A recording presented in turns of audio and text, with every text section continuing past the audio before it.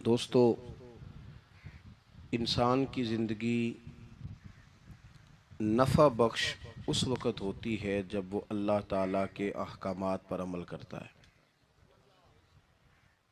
खूबसूरत आदमी, पढ़ा लिखा आदमी, समझदार आदमी, ज़मींदार आदमी, जायदाद वाला, वो कामयाब उस वक़्त होता है जब वो अल्लाह रसूल की बारगाह में मकबूल होता है जल्ल शानुहु व सल्लल्लाहु ताला अलैहि वसल्लम। अपना अपना मेयार हर इंसान ने बनाया होता है कामयाबी का। कुछ लोगों का ख्याल ये होता है कि बच्चे मेरे पढ़ गए, अपनी अपनी जगह पे सेट हो गए, मैं अब बड़े सुकून में हूँ। कुछ की राय ये होती है कि मैंने सब बच्चे बच्चियों का ब्याह कर दिया है, घर मेरा बन गया है, अब मैं बड़े आराम में हूँ, करार में हूँ, सुकून में हूँ। तो अपनी अपनी राय होती है, लेकिन हकीकत वो है, असल वो है जिसे अल्लाह के कुरान ने बयान किया। अल्लाह करीम ने फरमाया वल अस्र, ए महबूब अलैहिस्सलाम, हमें आपके ज़माना मुबारका की कसम हो, इन्नल इंसान लफ़ी खुस्र, फरमाया बेशक इंसान खसारे में, नुकसान में। वो अपने तई कोई दावा कर लेता है। आप देखते हैं कि बहुत सारे लोगों के दावे अपने अपने होते हैं ना। किसी भी तालिब इल्म से आप पूछें पेपर दे के आए तो पेपर कैसा हुआ है, तो क्या कहता है? बोलिए। जब कैंडिडेट इलेक्शन लड़ते हैं तो रात को जब वो सोते हैं तो सारे जीत के ही सोते हैं।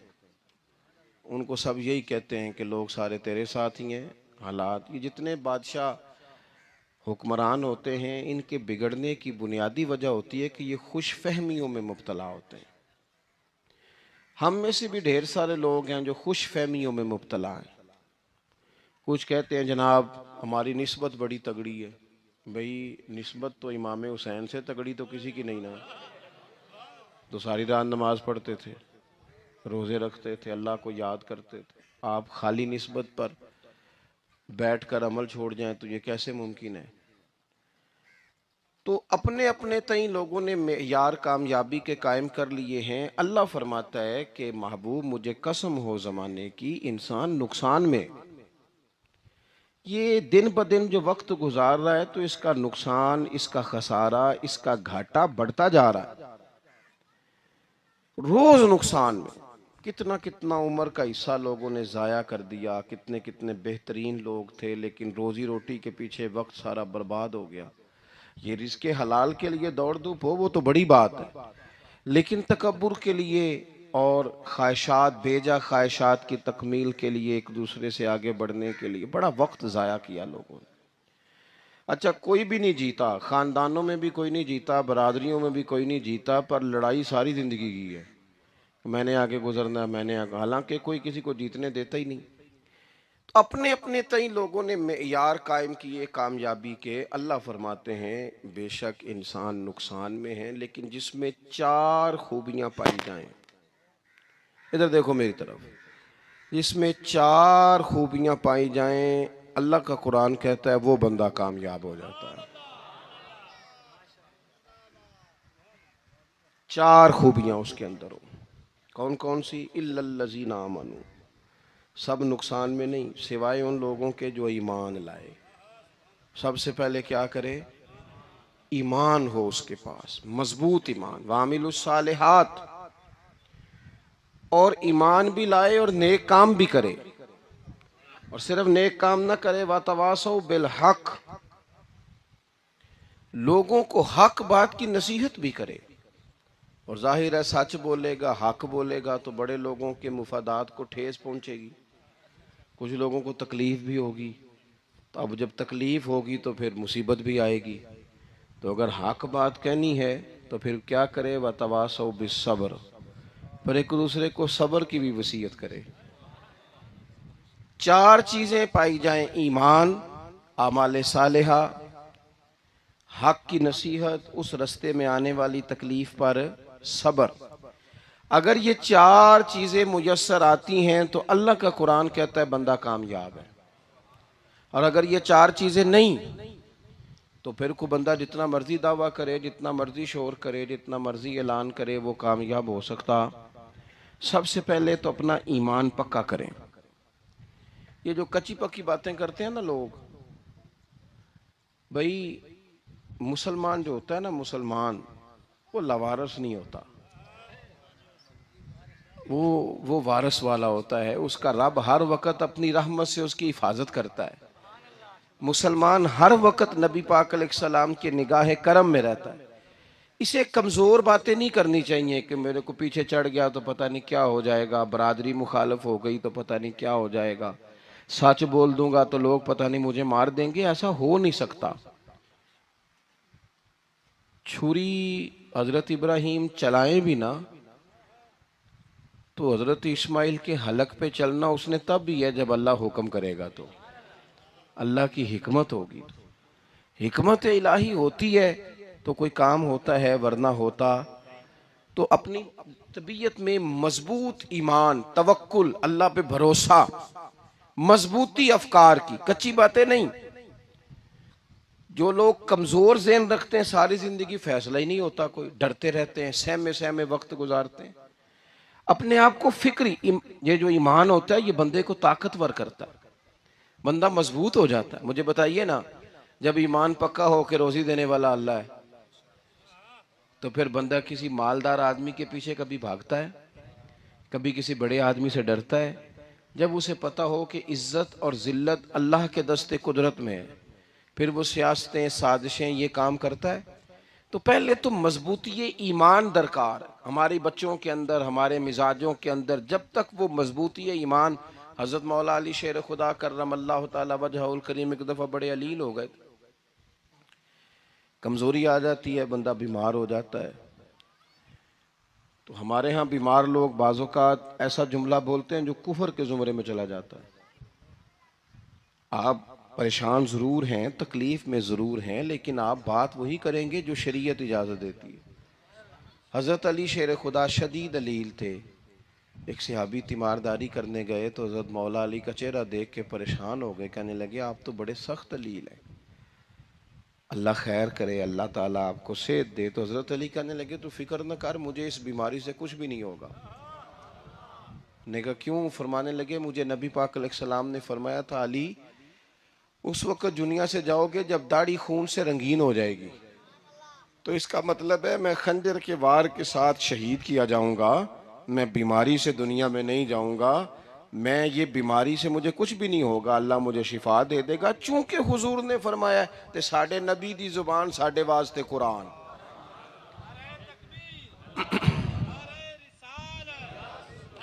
तो सबसे पहले तो अपने ईमान के अंदर, तवक्कुल के अंदर मजबूती पैदा करें।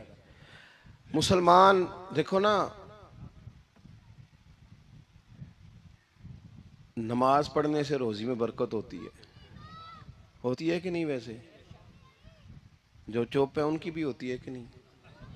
नमाज पढ़ने से रोजी में बरकत है, तो फिर इसका मतलब ये है कि जब टाइम आए ना नमाज का, तो गाहक जितने मर्जी खड़े हों फिर दुकान बंद करनी चाहिए, फिर नमाज पढ़नी चाहिए, क्योंकि रोजी तो अल्लाह ने देनी है, गाहकों ने तो देनी। तो सबसे पहले ज़रूरी है मजबूती ईमान। मेरी तरफ देखें जी, आप वीडियो ज़रूर बनाएं पर मेरी तरफ भी तो देखें ना जी, अल्लाह आपको खुश रखे। मोबाइल अल्लाह तो महंगे महंगे देवे, पर सारी दिहाड़ी ये काम तरी ना करूँ। आप बनाएं ज़रूर, मैं वीडियो बनाने से मना नहीं करता, सारे बनाएं बेशक, पर देखें मेरी तरफ, मेरी बात पर गौर करें। दोस्तों, मजबूती ईमान, तवक्कुल, अल्लाह की ज़ात पर भरोसा। आप कभी मैदान करबला का पूरा नक्शा अपने सामने रखें ना, पूरा नक्शा। दो चीजें हैं, इमाम हुसैन को नजर आ रहा है अब शहादत हो जाएगी, इतनी बड़ी फौज आई है, खुदा की हिकमत के तकाजे समझ में आ रहे हैं, हालात क्या होंगे समझ आ रही, पर एक लम्हे के लिए भी उनका तवक्कुल कमजोर नहीं हुआ। अपने रब पर जो मजबूत भरोसा है, मजबूत। सैयदा तैयबा ताहिरा हजरत फातिमा ज़हरा रदी अल्लाह तआला अन्हा ना ऊंट के बालों की बनी हुई चादर ओढ़कर चक्की पीस रही थी। यहाँ बीबियाँ बड़ा रोती हैं, गरीबी बड़ी है, बड़ी गरीबी है। हालांकि अब कौन बंदा पेबंद वाले कपड़े पहनता है जी, दौर ही गुजर गया। अब तो बड़ी मुश्किल से वो लोग मिलते हैं जो जूता टूट जाए तो गांठ के पहने, वरना तो नए जूते आ जाते हैं। हजरत सैयदा पाक ऊंट के बालों की बनी हुई चादर ओढ़ के चक्की पीस रही थी। तो नबी पाक सल्लल्लाहु अलैहि वसल्लम ने देखा, आंखों में आंसू जरूर आए, पर महबूब ने फरमाया, फातिमा दुनिया में थोड़ी सी तकलीफ बर्दाश्त करो, कयामत की सारी इज्जतें अल्लाह आपको ही अता फरमाएगा। तो तवक्कुल की मजबूती, अल्लाह की जात पर भरोसा, अपने रब करीम के साथ उम्मीदों का वाबस्ता करना, इससे मजबूती आएगी। दूसरा फरमाया, वामिलु सालिहात, बेहतरीन अमल किया जाए जिंदगी में, नेक अमाल किए जाए, वक्त जाया ना किया जाए। हर वक्त कोई ना कोई काम बंदा करता रहे। यहाँ बहुत सारे लोग हैं जिनको लोग नेक कहना शुरू कर देते हैं ना, वो समझ लेते हैं शायद हम सच्ची मुची नेक हैं। लोग जो कहते हैं हजरत साहब किबला, पीर साहब किबला, मैं ये तालिब इल्मों को, दोस्तों को, बल्कि अपने आप को भी कई दफ़ा कहता रहता हूँ, अपने आप को समझाता हूँ कि ये लोग तुझे कह रहे हैं हजरत साहब, ये तो रात को तो अपने आप से पूछना, अपने रब से पूछ। कभी मौका मिले तो अपनी गिरेबान में झांक, गौर करके तेरी कैफियत क्या है, तन्हाई में तेरा दिल अल्लाह से जुड़ता है कि नहीं, इबादत में दिल लगता है कि नहीं, खुदा का खौफ दिल में रहता है कि नहीं, गरीब की मोहब्बत, अजीजों कुर्बत वालों का एहसास तबीयत में मौजूद रहता है कि नहीं। वैसे तो मेरा मतलब है, लोग कह देते हैं हाजी साहब आप बड़े सखी हैं, तो इससे तो नहीं ना बंदे ने सखी होना। सखी तो तब होना है जब अल्लाह की बारगाह में मकबूल होगा। आमाले सालेहा, नेक काम, और वो करता रहे बंदा, कोई भी काम उसे नेकी का मिल जाए ना। देखो नबी पाक सल्लल्लाहु ताला अलैहि वसल्लम ने फरमाया, नेकी को कभी हकीर नहीं समझना, कभी हिकारत से नहीं नेकी करनी कि ये बड़ी छोटी है तो मैं इसको करूं। अब फरमाया कभी हकीर ना समझना, नेकी का काम जो भी मिले कर देना। फरमाया अगर भाई से मुस्कुरा के मिलोगे भी ना, तो इस पर भी अल्लाह तुम्हें सदके का सवाब अता करेगा। हम तो उस दिन से के मानने वाले हैं जो कहते हैं तू गली से रोड़ा उठा दे, कांटा उठा दे, किसी की तकलीफ दूर कर दे, किसी पर गुंजाइश कर दे, किसी के लिए आसानी कर दे, जो भी खैर का काम मुयस्सर आए पूरे दिन में उसे छोड़े नहीं। सुबह घर से निकले, वो एक सहाबी थे,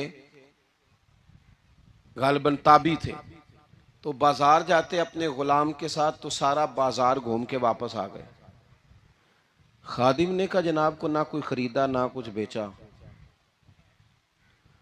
तो आप सारा बाजार घूम के आ गए। फरमाने लगे तेरा क्या ख्याल है, मैंने कुछ भी नहीं किया।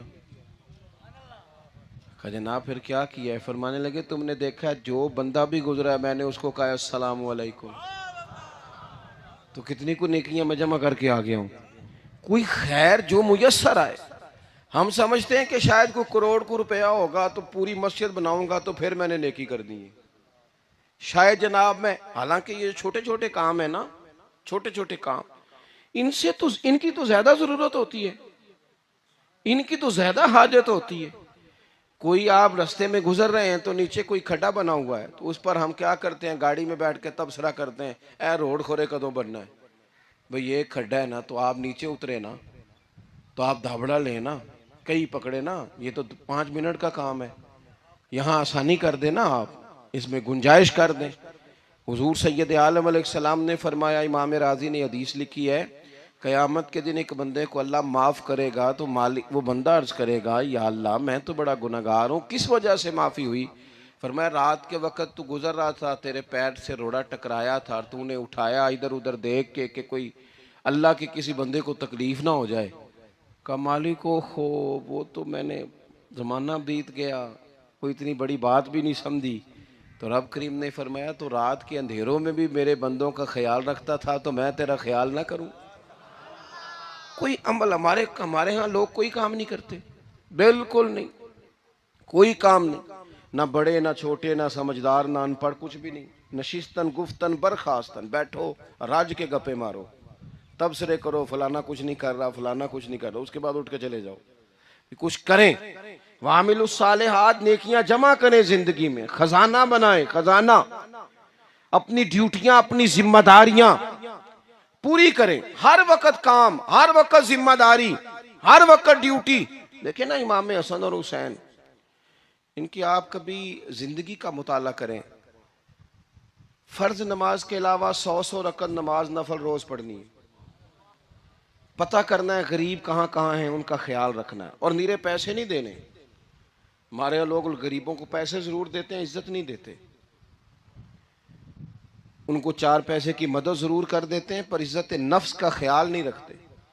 इमाम ज़ैनुल आबिदीन रदी अल्लाह ताला अन्हु फरमाते हैं, गुजर रहे थे, आप देखें ना, इमाम गजाली हदीस लाए हैं कि बंदा और कुछ ना करे, किसी मोमिन का दिल राजी कर दे तो अल्लाह 60 साल की नफली इबादत का सवाब अता करता है। दिल बदस्तावर के हज अकबर अस्त, अज हजारा का यक दिल बेहतर अस्त।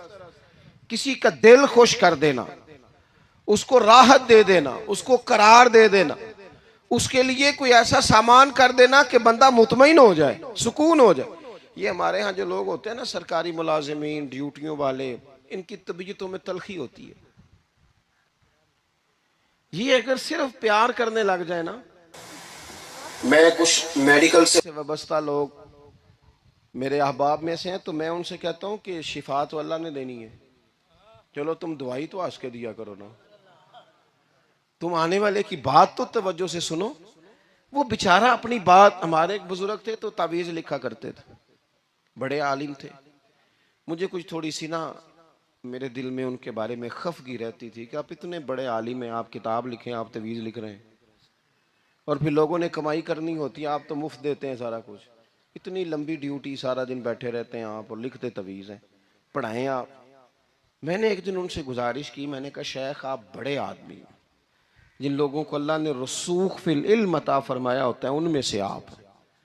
अल्लाह ने आपको पुख्तगी दी है, इल्म में शौरी आलिम है आप, सारा दिन तावीज़। फरमाने लगे यार मैं तावीज़ नहीं लिखता, असल मसला ये है कि जो तावीज़ लेने आता है वो अपना सारा दुख सुनाता है। तो मैं तावीज़ नहीं लिखता, मैं ना बस लोगों के कलेजे ठंडे करता हूँ। मैं किसी का, अब तो बच्चों के पास टाइम ही नहीं, वो तो अब्बा का दुख नहीं सुनते, बिल्कुल नहीं। वो तो ढूंढते हैं कोई कोना मिले तो जाके मोबाइल देखें, तो बैठते ही नहीं। अम्मा कह रही होती है कि पुत्र को 10 मिनट मेरे पास भी बैठा कर, लेकिन पुत्र मसरूफ बड़ा है, वीडियो चढ़ानी है उसने, टिकटॉक बनाना है उसने नई तस्वीर चढ़ानी है। हम उलझ गए। ये चीज़ें इंसान को नफसियाती तौर पर कमज़ोर कर देती हैं। जो लोग ज़्यादा ये काम करते हैं उनके हाफ़ज़े कमज़ोर हो जाते हैं, वो उलझ जाते हैं, उन्हें पता नहीं होता रात मैंने क्या कहा था, सुबह मैं क्या कह रहा हूँ। हर वक्त नहीं, ज़रूरत के वक्त, हर टाइम नहीं, मखसूस औकात में। हज़रत इमाम ज़ैनुल आबिदीन रदी अल्लाह ताला अन्हु फरमाने लगे, हम गुजर रहे थे, इमाम हुसैन साथ थे, तो रस्ते में ना कुछ गुरबा, गरीब लोग बैठ के खाना खा रहे थे। कहते हमारी उन पर नजर पड़ी तो उन्होंने हजरत इमाम हुसैन रदी अल्लाह ताला उनसे कहा, हुजूर आइए, तशरीफ लाइए, खाना खाइए। वो जरूरी नहीं होता आपको सबका खाना पसंद ही आए, टेस्ट अपने अपने होते हैं, ये जरूरी तो नहीं। खाना पसंद ना भी आए तो दिल तो फिर भी राजी रखना चाहिए ना। कुर्बान जाएं, नबी पाक ने किस तरह हमारी तरबियत की। हज़रत आयशा सिद्दीक़ा रदी अल्लाह ताला अन्हा फरमाती हैं, करीम महबूब का मैंने ये तरीका देखा कि अगर खाना ना पसंद होता तो छोड़ देते, पर कभी उसमें से नुक्स ना निकालते, ऐब जो ही ना करते। गर्मी के मौसम में खड़ी है बेचारी खातून, और कितनी मुशक्कत से उसने खाना बनाया, और कितनी गर्मी सही है चूल्हे के सामने, लेकिन साहब वो खाना रखा है तो वो कहते हैं ये तू की पकाया है, वो खाने वाली चीज़ है भाई, इस तरह करना, अब जो अगली हंडी है वो तू पका, आ ना तू खड़ा हो। ये पता चले ये काम कितनी मुशक्कत का है। जिंदगी में कुछ थोड़ा सा दूसरों का ख्याल रखना, ये भी तो दीन का हिस्सा है ना। आप अपनी जिंदगी में हमेशा अपने लिए सोचें, किसी और का सोचे ही ना। तो मेरे अजीज, याद रखेंगे आप। इमाम ज़ैनुल आबिदीन कहते हैं नबी पाक सल्लल्लाहु ताला अलैहि वसल्लम ने ना हजरत इमाम अली मकाम की, इमाम हसन और हुसैन की इस तरह से कुछ तरबियत फरमाई थी कि गरीब परवरी उनके अंदर रच बस गई थी, मिजाज बन गया था। वो गुरबा बैठे थे, दस्तरखान बिछाए सड़क के किनारे, तो इमाम हुसैन गुजरे तो उन्होंने आवाज़ दी, इमाम साहब रोक गए, कहने लगे हुजूर थोड़ी रोटी नहीं खा लेते हमारे साथ। तो इमाम साहब आ गए, नीचे बैठ गए गरीबों के साथ। कोई कोई जुर्रत करे ना, चलो चलो अमीरों ने तो गरीबों के साथ बैठने की जुर्रत नहीं करनी, को पीर ही बैठ जाए गरीबों के साथ, वही मेहरबानी कर दे कि मैं पीर साहब हूँ, किबला हूँ, तो मैं ही चलो लंगर खा लूँ मुरीदों के साथ बैठ के। हमारी तो महफिलों में भी ना जी, नात खानों का, मौलवियों का, दूसरों का खाना और होता है, और गरीब आदमी को शापर में चावल डाल के देते हैं और साथ उसे कहते हैं ये लंगर शरीफ है। भाई अगर ये शरीफ है, तबर्रक है, तो ये पीर साहब नू नहीं सी लंघदा, अड़ता है गले में लंगर उनको। ये लंगर शरीफ जो है ये नात खां को भी तो गुजरना, तबर्रक है कि नहीं? हाँ ना तो करो ना। तो जेड़ी ज्यादा तबर्रक वाली शै वे वो पीरा नू भी तो खानी चाहिए ना, नात खां को भी। उसके लिए लहदा से मुर्ग मुसल्लम आला खाने। मैं अक्सर दोस्तों से कहता हूँ चलो मिलाद शरीफ पे ही सही सबके लिए अच्छा खाना पकाओ। चलो जिस गरीबों के बच्चों को, बेचारों को सारा साल वो बोटियों के लिए लड़ते हैं, तुम मिलाद भी अच्छी रोटी पका दो, तो बच्चा जब खाएगा ना बहुत सारियां बोटियां और चावल, और अपने अब्बा से पूछेगा कि अब्बा जी आज की गल है, बड़ा गोश्त पे लब्ध है। तो हो सकता है गरीब बाप रो ही पड़े और उसे कहे पुत्र तो आज राज राज के खाज साढ़े नबी पाक दा मिलाद शरीफ है।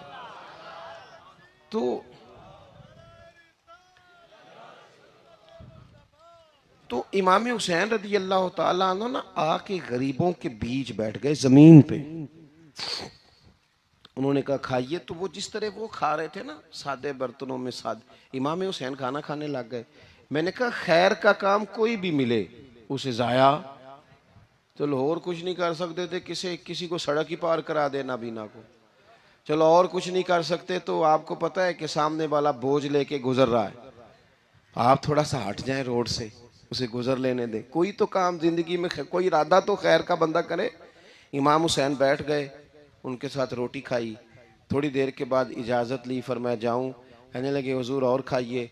फरमाने लगे मैं तो अभी रोटी खा के आया था और आज तक ऐसा नहीं हुआ कि दोबारा खाना खाऊं, एक लुकमे की भूख नहीं थी, जितना भी खाया है ना ये तुम्हारा दिल खुश करने के लिए खाया है। गुरबा मसाकिन की व आमिलु सालिहात, ईमानदार बंदा ईमानदारों जैसे काम करता ही अच्छा लगता है।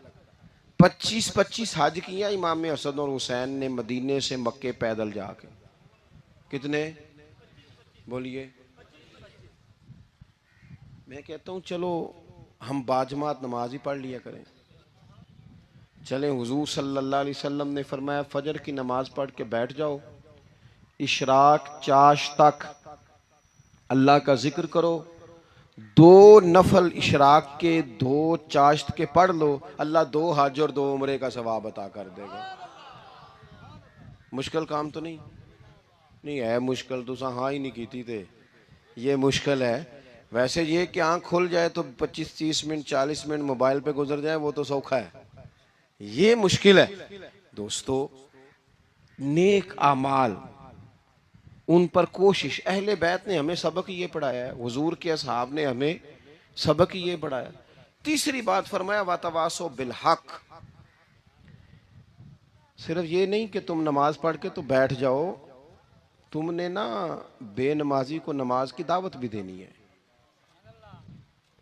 मजलूम पर जुल्म होता रहे और कोने में चुप करके बैठे नहीं रहना, बल्कि अगर हाथ पकड़ा जा सकता है तो जालिम का हाथ पकड़ना है। नबी पाक अलैहिस्सलातु वस्सलाम ने फरमाया अपने भाई की मदद करो चाहे वो जालिम हो या मजलूम हो,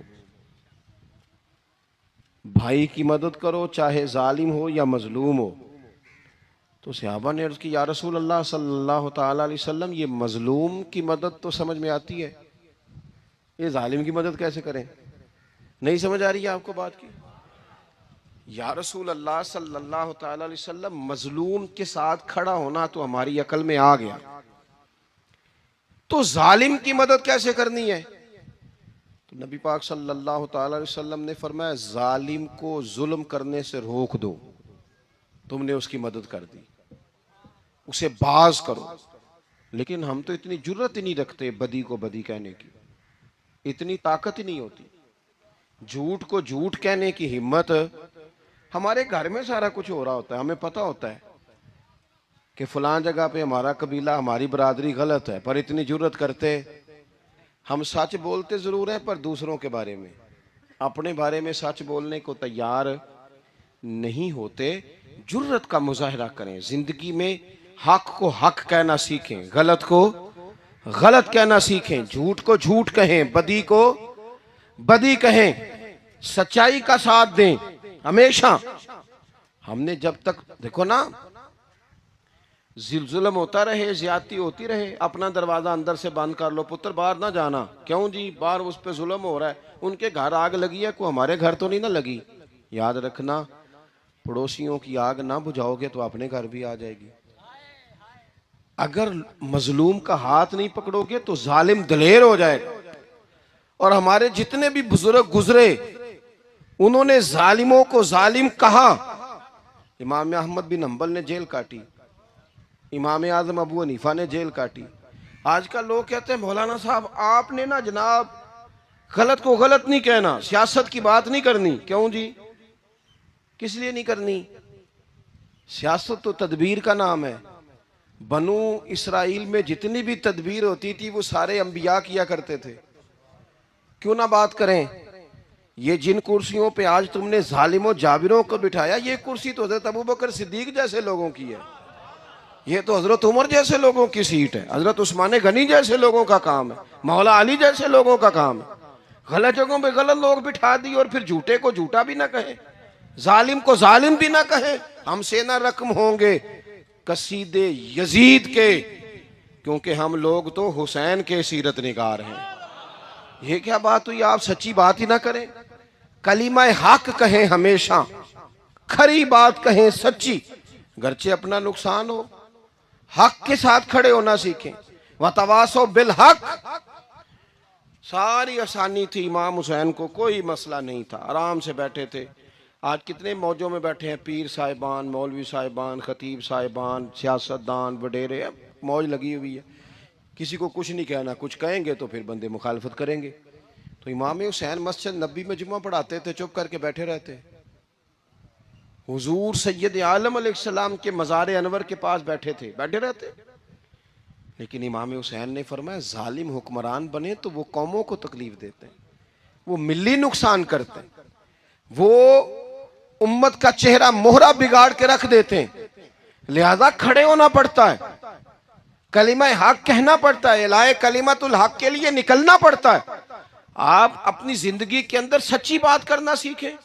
इलेक्शन के दिन आ गए, मेरे एक बड़े मोहब्बत वाले साथी थे, वो आ गए वोट के लिए। वैसे भी ये जो बीमारी हमारे मुल्क में ना जी, हमारे यहाँ हुक्मरान बाजों का कहते हैं ओए हो जी जमहूरियत बड़ी ज़रूरी है। वो भी किस मुसीबत का नाम है जमहूरियत? इकबाल तो कहते हैं कि ये वो चीज़ है कि जो जिसमें पता ही कोई नहीं होता, पढ़े लिखे अनपढ़ का, छोटे और बड़े का, सियाने और बेवकूफ़ का। जमहूरियत वो तर्ज हुकूमत है कि जिसमें बंदों को गिना करते हैं, तोला नहीं करते। किस तुम क्या रागल आप रहते हो हर वक्त? कौम को उसका हक मिलना चाहिए, गरीब की मदद होनी चाहिए, इंसाफ मिलना चाहिए। बाकी ये तुम्हारी कहानियां हैं डिक्टेटरशिप और जमहूरियत, और हमें तुम्हारी समझ भी नहीं आती। हर डिक्टेटर के साथ होते हो, बातें जमहूरियत की करते हो, जहां तुम्हारा दिल करता खड़े रहते हो। हमें तो कोई उससे गरज नहीं, काम होना चाहिए। बल्कि जो लोग कुव्वत नाफजा रखते हैं उन्हें समझना चाहिए कि मुल्क की भाग दौड़ हमेशा मजबूत हाथों में रहे, और वो इस तरह का निज़ाम वज़ा करें, मिल बैठे सारे इदारे कि गरीब की सुनी जाए। वो मुझे बड़ी अच्छी तरह याद है, जब वो एक हुकूमत ख़त्म हुई और जो एक फ़ौजी रह के गए थे 11 साल, उनकी हुकूमत आई तो मैं बाहर निकला तो एक बुज़ुर्ग थे, वो सुबह सुबह नाश्ता बेचा करते थे हमारे इलाके में, चावल और चने वने। तो मैंने उनसे कहा बुजुर्गो पता लगा जे रात की हुकूमत बदल गई है। तो फरमान लगे पुत्र जेड़ा मर्जी भी आ जाए मैं तो या चौल बेच के रोटी खानी है, हमें तो इनसे गरज ही नहीं। अल्लाह जाने कौन आया कौन गया, तो खेल तमाशा बनाया हुआ है। तो झूठे को झूठा कहे। मेरे एक दोस्त हैं इलेक्शन लड़ते हैं, मुझे एक दफा आके कहने लगे आपने कभी वोट नहीं डाला, इस दफा जरूर डाले। मैंने कहा नहीं डालता मैं। कहने लगे वोट कौम की अमानत है। तो मैंने कहा अमानत किसी बेईमान को दे दूं? अमानत तो अमानतदार को दी जाती। नहीं समझे आप बात? ये सारे कहते हैं ना वोट कौम की, तो अमानत किसको देनी चाहिए? सही बताओ। चलो हुण तुसी बोलना नहीं, बस दिल च गल रखनी, दिल च। देंदे वैसे अमानतदारा नहीं हो ना? नहीं मैंने कहा बोलना नहीं, एवं किसी ने पता ना लग जाए। देते वैसे अमानतदारों को ही हो ना? ये अपने दिल से पूछो, फैसला लो, अल्लाह से डरो। जालिम का मददगार जालिम होता है, जालिमों का मददगार जालिम होता है। वो तेरे मेरे वोट पर जीत कर जब जुल्म करेगा तो फिर कौन है जो ये दावा करेगा कि जनाब मैं जालिम का मददगार नहीं? सोचो समझो गौर करो। अजीज भाई, इमाम हुसैन रदी अल्लाह तआला अन्हु ने फरमाया सच को सच कहेंगे, झूठ को झूठ कहेंगे। ये नहीं हो सकता कि जनाब जुल्म होता रहे और चुप रहे। और ये सबक कहां से पढ़ा उन्होंने? मौला अली शेर खुदा से। हम तो अपने बच्चों को कहते हैं ना बाहर जुल्म हो रहा है, तू पुत्र तू ना बाहर जाना, हमारी नहीं लड़ाई। लेकिन जब हजरत उस्मान गनी रदी अल्लाह तआला अन्हु पर बलवानियों ने हमला किया ना, तो चूंकि हजरत उस्मान गनी खालू थे इमाम हसन और हुसैन के, हजरत उस्मान खालू हैं, सगे खालू हैं, तो हजरत मौला अली शेर खुदा ने ये नहीं कहा कि पुत्र इतने बंदे आ गए हैं, तलवारें हैं, मुआसरा है, बाहर ना निकलना। बल्कि हजरत मौला अली ने खुद अपने दोनों बेटों को तलवारें पकड़ाई और हजरत उस्मान गनी के दरवाजे पे खड़ा करके कहा पुत्र ख्याल रखना तुम्हारे होते हुए कोई भी शख्स हजरत उस्मान गनी का दरवाजा ना क्रॉस कर पाए। खुद अपने बच्चों, हर जंग में हजरत अली साथ लेके जाते थे। हम तो बच्चों को दिलेरी सिखाते ही नहीं, बुजदिल। और कुछ हमें बाबे मिल गए, वो कहते हैं मुंडे नू साया है। मैं क्या बाबे नू आप साया है, इनू भी करो दम कराओ, इसको नजरी साया आता। कैसे नादानों से पाला पड़ गया। क्या होता है वो साया? अच्छे भले सियाने नौजवान बत्ती बंद करके अंदर लेटा हुआ बच्चा है, बाबे नू बाबा कह गया इनू साया। बाबा केड़ा कह गया? जेड़ा बाहर रोटी लैन आया सी। भी एडी पहुंची सरकार होंदी ते टुकर ही घर खा लेंदी। लोगों के किस्मत का हाल बताता है, अपनी इतनी खराब है कि मांगता फिरता है। क्या मजाक बनाया हमने अपने साथ। थोड़े समझदार हो जाए, हर बंदे की बात का असर कबूल ना किया करें। मोमिन के पास ताकतें होती हैं, जो जिधर लगाता है चुप करके लग जाते हो। इन्नल्लज़ीना क़ालू रब्बुनल्लाहु सुम्मा इस्तक़ामू ततनज़्ज़लु अलैहिमुल मलाइका। अल्लाह कहता है तू डटना सीख, रब का नाम लेके डट जा, रब तेरी मदद के लिए फरिश्ते भी नाज़िल कर देगा। कहीं खड़े होना सीखे, जिसका जो मन आता है वो तबाही करके गुजर जाता है। बिल्कुल कतन नहीं। तो इमाम हुसैन ने सही को सही कहा, गलत को गलत कहा, और डट के कहा, और पूरे वसूख से कहा, और पूरी दान। वो हजरत इमाम अबू मालिक खड़े थे ना, तो ये बादशाह बड़ी बड़ी गलत बातें भी करते हैं। अच्छा चले सही बताएं आप, मैं आपको अपनी बात बताता हूँ। कई दफ़ा ऐसे होता है, कई दफ़ा कि बात कोई हो जाती है, कर लेते हैं, तो कोई साथी तवज्जो दिलाता है कि आप तो बोलते बोलते ये कह गए, तो एहसास होता है हो यार गलती हो गई, हो जाता है। बड़े बड़े जो मुहद्दिसीन थे, बड़े बड़े लोग, उन्होंने कहा यार हमारी ये राय थी, फिर उसके बाद हमें ये पता चल गया, अब हमारी राय बदल गई है, इसको रुजू करना कहते हैं। बड़े बड़े लोगों ने कर लिया। लेकिन हमारी सियासी जमातों का हाल ये है कि उनके किसी कारकुन से पूछे ना तुम्हारे लीडर ने कभी गलती की है, क्यों किया ने, क्यों? माज़अल्लाह ये फरिश्ते क्या है? ये गलती नहीं कर सकते। अगर बड़े बड़े लोग कहते हैं यार यहां हम भूल गए थे, ताकि सहाबाए किराम अलैहिम रिदवान अपनी राय से रुजू करते। यहां क्या हाल हो गया, किस चक्कर में हम पड़ गए? जमातों को बुत ना बनाओ, वो जमातें रहने दो, अगरचे बुत हैं जमात की आस्तीनों में, पर मुझे हुक्म अज़ां ला इलाहा इल्लल्लाह। तो सच को सच, झूठ को झूठ। हजरत इमाम अबू मालिक खड़े थे, तो हारून रशीद बादशाह था। कुछ बड़े खुश आमदी लोग होते हैं, नहीं जी नहीं सरकार आपकी तो क्या बात है, क्यों जी इतनी तारीफें क्यों कर रहे हो? कहते हैं इसने खर्चा किया, मस्जिद बनवा के दी है। ये जनाब चंदे देता है। ओ खुदा के बंदो, चंदा देने का मतलब ये जो मर्जी कहा जाए।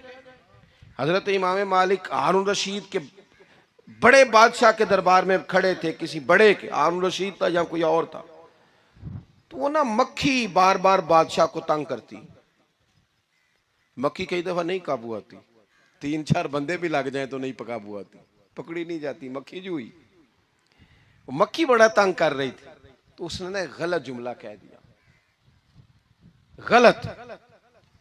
कहने लगा माज अल्लाह सुम्मा माज अल्लाह, नकले कुफर कुफर ना बाशे। कहने लगा इमाम मालिक से क्या जरूरत थी अल्लाह ताला को ये मक्खी क्यों बनाई?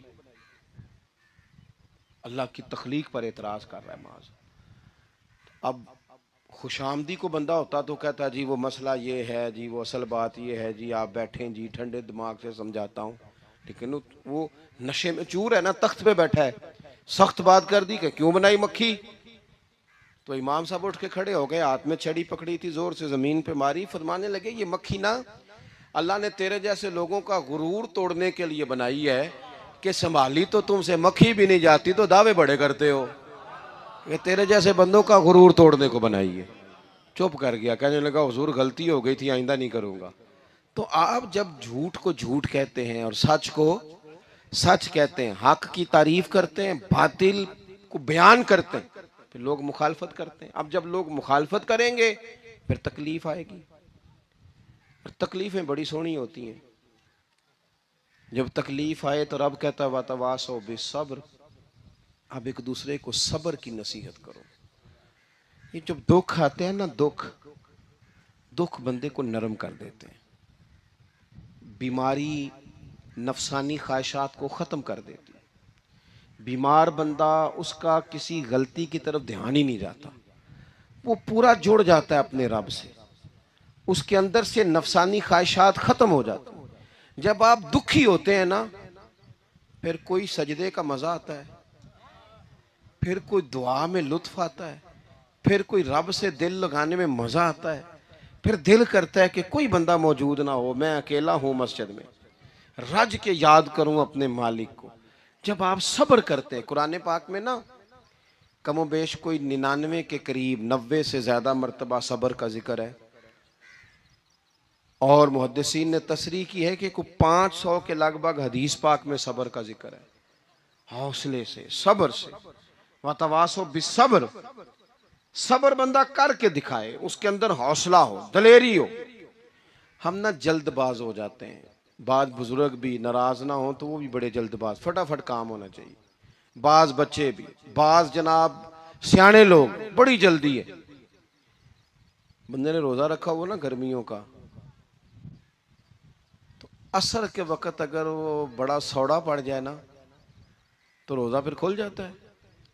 बोलिए, बड़ी जल्दी है जी, बड़ी टेंशन है जी, बड़ा लग रहा है, तो खुल जाएगा ये कहने से। उसने कब खुलना है? बोलिए, आपको तकलीफ हो गई, आपको खुदा न खास्ता डॉक्टर ने कहा छोटा सा ऑपरेट करना है आपका, शाम को ठीक हो जाएंगे जी?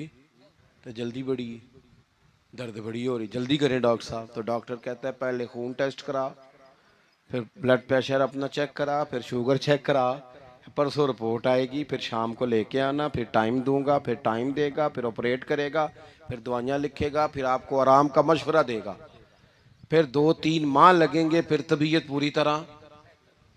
तो करना क्या पड़ेगा? सब्र। क्या करना पड़ेगा? सब्र। सब्र जिंदगी में जरूरी है। अगर सब्र नहीं तो फिर कोई काम भी, अपने मिजाज में हौसला लाएं, हिल्म हो, बुर्दबारी हो, सब्र हो, तहम्मुल हो। इमाम अली मकाम रदी अल्लाह तआला अन्हु को आप देख लें, मैदान करबला पूरा पढ़ लें आप, पूरी तारीख रिवायात खंगाल के देख लें। सामने तलवारें थीं यजीद के लश्कर के पास, इमाम के पास हौसला था। वहां जुल्म जबर हो रहा था, यहाँ हौसला, हिलम, बुर्दबारी, आला जरफी, करम। दोस्तों, जब सबर और तलवारें आपस में टकराई ना, सबर और तलवारें, तो तलवारें हार गई, सबर जीत गया। सबर हमेशा जीत जाया करता है। बाजू का थोड़ा टाइम लग जाता है, थोड़ा सा वक्त, कुछ चीज़ों की लोगों को फौरन समझ नहीं आती, टाइम गुजरने के वो काफ़ी देर के बाद एहसास होता, ओहो वो तो ठीक था एहसास। लेकिन आप जिंदगी में थोड़ा तहम्मुल, थोड़ी बुर्दबारी, आप यकीन करें हम जब लड़ाइयाँ करते हैं ना, किसी से बहस करते हैं कुछ ऐसी बातें कर जाते हैं कि बाद में हमें एहसास होता है यार ज़्यादा सख्त बात हो गई, मानते नहीं लेकिन बातों का ख्याल होता है यार ओहो ये नहीं कहना चाहिए था, लेकिन वो बात गुस्से में निकल जाती है, सब्र होता नहीं, फिर वो ख़राबी होती है। अपनी ज़िंदगी में सब्र, ये थोड़ी बहुत जो तकलीफ़ें आती हैं ना, मैं गया हुआ था सिंध के सफ़र पर, तो मोटरवे से, सखर से मोटरवे लाहौर आता है, अब सफ़र आसान हो गया। तो मैंने अपने ड्राइवर से कहा लो मियाँ अब सहूलत हो गई तुम्हें, अब तो सारा मोटरवे लाहौर तक आसान हो गया। तो मुझे कहने लगा नहीं हज़रत साहब ये मुश्किल है। मैंने कहा जी क्यों? कहने लगे नींद आने लग जाती है। बिल्कुल सीधी सड़क है ना, अगर कोई स्पीड ब्रेकर हो, कोई रक्शे वाला भी आए, कोई रेड़ी वाला चाचा नाराज भी हो कि वेख के नहीं चलाई जाती, तो बंदा थोड़ा जागता रहता है थोड़ा ना वो। तो जिंदगी में जो जो रुकावटें आती हैं ना, ये तो बंदे को जगाने के लिए आती। इन्ना माल उसरी युसरन इन्ना माल उसरी युसरा। एक दफा अगर मुश्किल आए तो अल्लाह दो आसानियां देता है, हम ना घबरा जाते हैं। ये दुख तो बड़े प्यारे होते हैं, ये तो बड़े नफा बख्श होते हैं, ये तो फायदा करते हैं बंदे का। तकलीफें जैसे जैसे जिंदगी में आती हैं बंदा पालिश होता जाता है। जैसे जैसे मैं अक्सर दोस्तों से कहता हूँ, कभी मुश्किल आ जाए और कोई बंदा साथ ना बंदे के चले, ना रिश्तेदार चले, ना दोस्त चले, ना गली मोहल्ला कोई साथ ना चले, तो हम शिकवे करते हैं। हालांकि शिकवे नहीं करने चाहिए। अगर ये साथ ना कोई भी चले तो बंदे को अकेले लड़ने का हौसला नसीब हो जाता है, उसे फिर हिम्मत मिल जाती है कि ये सफ़र मैंने अकेले तय करना है। तो इमाम अली मकाम की ज़िंदगी, ये सारी चीज़ें इनको मुलाहिज़ा करेंगे तो चार बातें खोल के सामने आएंगी। पुख्तगी ईमान की, शौक़ अमाले सालिहा का, बात करनी है तो हमेशा हक की करनी है, सामने कोई भी हो कभी झूठ का साथ, और चौथी बात ये कि सब्र, तहम्मुल, हौसला। मैंने कुरान मजीद एक जगह से और तिलावत किया था, वो भी थोड़ी सी बात आपसे अर्ज़ करनी है, फिर मैं बात ख़त्म करने लगा हूँ। ये जो हुजूर के सहाबा और अहले बैत है ना, इनका आपस में बड़ा गहरा रिश्ता है, बड़ा खूब प्यार है इनका। कुछ लोगों की ना दुकान तब चलती है जब वो इनका इख्तलाफ साबित करें, दुकानें तब चलती हैं। क्योंकि नबी पाक सल्लल्लाहु अलैहि वसल्लम ने फरमाया शैतान मायूस हो गया है, अब वो लोगों से बुत परस्ती नहीं करा सकेगा लेकिन तुम्हें लड़ाएगा। तो ये माज़अल्लाह इतने जालिम है कि सहाबा और अहले बैत को लड़ा देते। खुदा के बंदो, तुम्हें पता ही नहीं तुम किन की बात कर रहे हो।